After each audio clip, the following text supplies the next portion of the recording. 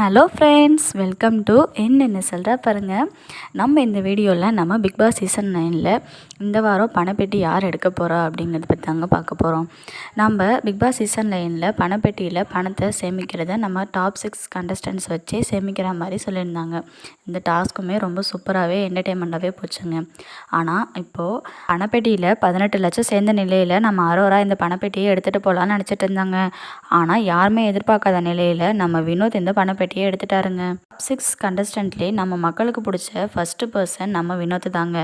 ஆனால் அவரே இந்த பணப்பெட்டி எடுப்பாருன்னு யாருமே எதிர்பார்க்கலங்க.